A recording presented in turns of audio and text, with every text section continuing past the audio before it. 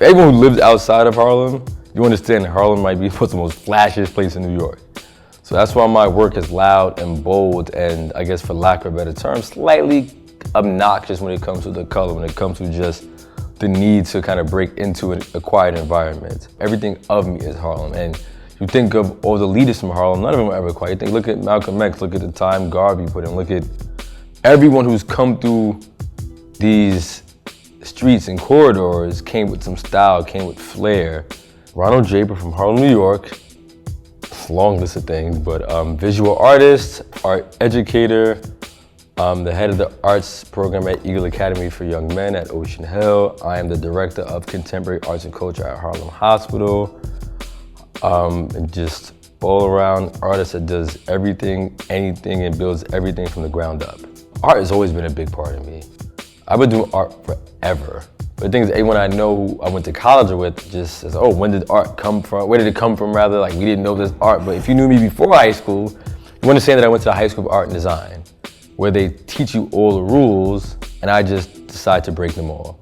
So art for me has been something that's been in my life for decades. Once I got out of college and did some years on Wall Street and thought that's what I wanted to do, when my father passed, that's when art became therapy for me once again. I kind of just got back into the flow of it. And I loved it so much, and it's like, it was like a lightning striking in the same place at the same time type of thing. Where I was sick of Wall Street at one point, where I didn't know where I really wanted to go, but I knew I wanted more than what it really was. And just the need to express myself in a creative way, it just kind of snowballed, and you end up with what you have here. But before I even found this building, I remember being like some bright-eyed kid. This is like a year ago, I'm talking about kid, right? Some bright-eyed kid, I want to get a studio, I saved this money up.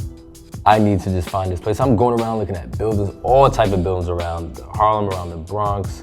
Harlem was just, everything was just like a brownstone. I didn't really want to work in someone's brownstone. I wanted my own commercial space, so that's why I shipped up to the Bronx.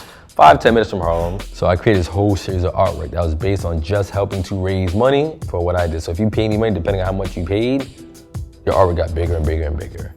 So I created that, raised enough money to put walls up in here, to buy paint, for the lighting, for everything I needed in this place, because it was a lot of work. My work is meant to inspire, it's meant to perpetuate whatever dream you have. My work is meant to make you feel better. My work is meant to, what one person said once, which is amazing, which I've been holding on to, Jason Stone, thank you for that. But he said, my work is meant to make you want to be your greatest self. Kids, especially young men of color, aren't the greatest at expressing things. So what art did for me was allow myself to really kind of be self-sustaining when it came to self-therapy. Art is treated like the stepchild of the academics because they think it's just art. Everything says it's just art, this is just this. It's never as important as people give it credit for. I took it for granted because I had art in elementary school, I had art in middle school, and I went to art high school.